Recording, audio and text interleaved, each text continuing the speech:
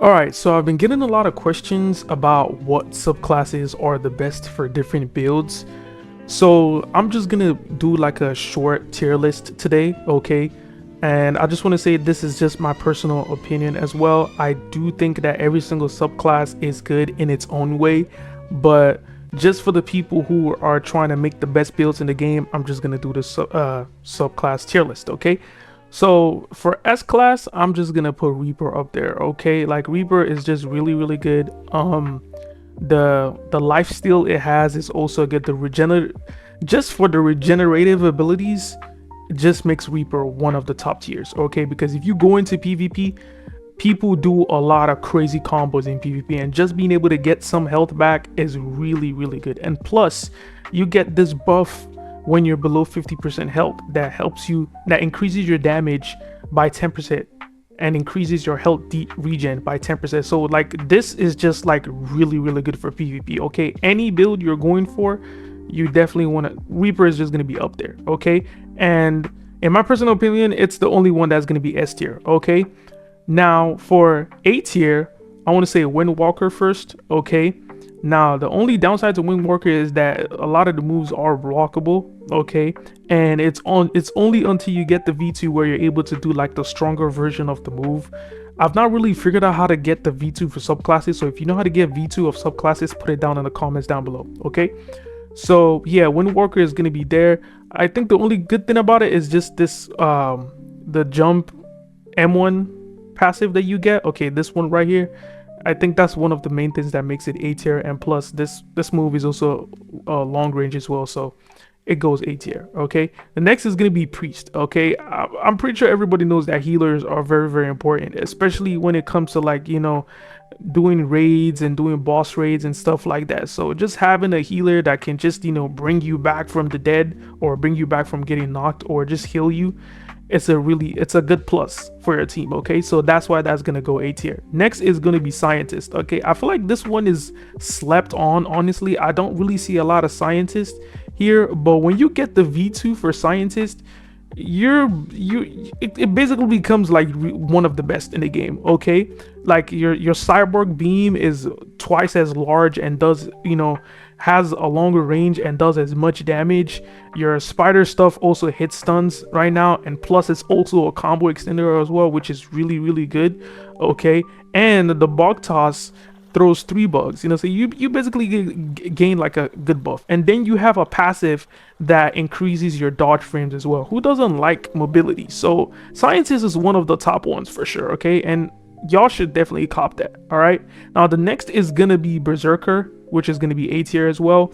Okay, this is good because of this debuff right here, okay? I don't really know how much it debuffs you. If you know how much it debuffs, put it down in the comments. But this move is actually really good for just reducing the amount of damage that, you know, you get from opponents, because like I said, in PvP, you're gonna get comboed like a ton. Like when I mean combo, like people are gonna use crazy moves on you that probably would deplete like a lot of your HP. So anything that helps you keep HP or gain a ton of HP is definitely a plus in my book, okay? And then you get this passive that says that you gain a stat buff depending on the amount of people that are near you. So that's gonna be good for like boss raiding and stuff like that, okay? All right, yo, so for B tier we have Assassin. All right, now Assassin is crazy underrated. I think this disappearing act right here is an actual good move you can use, especially in PvP, but it doesn't really get as good until you get the V2, okay? So people can still run away, you know, when you know, throw the smoke bomb on them, and then until you get the V2, that's where you get the disappearing act, okay? That's the reason, mainly the reason why I'm putting it in B tier is just because it doesn't really get as good as it should be until you get the V2, okay? Now I know you guys might say, oh, and what about Scientist as well? I mean, Scientist is already pretty good, okay? If you're using the General's Arms, I think that General's Arms is pretty good even before you get the V2. So yeah, like I said, Assassin is not bad, okay? It's just not, there are better ones, all right?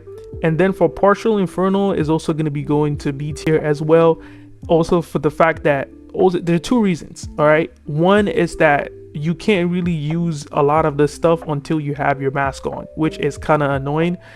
And in the V1 it doesn't really last very long, so it's very annoying if you have the V1. Now in the V2 it does get better, but like I said, it's going B tier mainly because, you know, it doesn't really get as good until you get the V2, and you have to have the mask on to actually get all the buffs and all the things you're able to do with it. Okay, and then for C tier we're gonna have engineer. Okay, I genuinely hate to put this in C tier, but after the patch they did to it, it has to go to C tier. Okay, now it's not bad by any means. Engineer is not really terrible.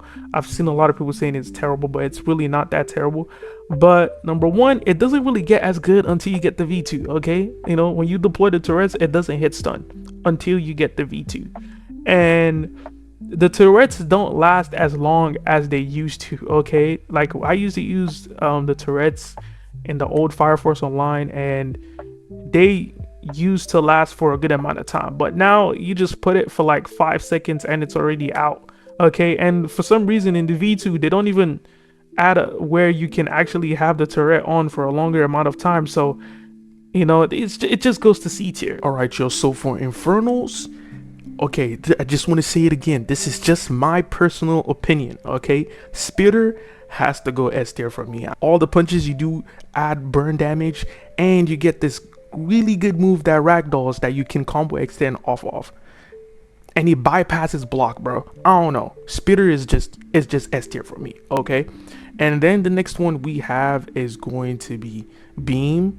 All right, Beam is kind of like A tier. All right, this stuff, it kind of takes hella long. Honestly, I'm gonna put it lower S tier. All right, just because of this one right here, this particular move right here.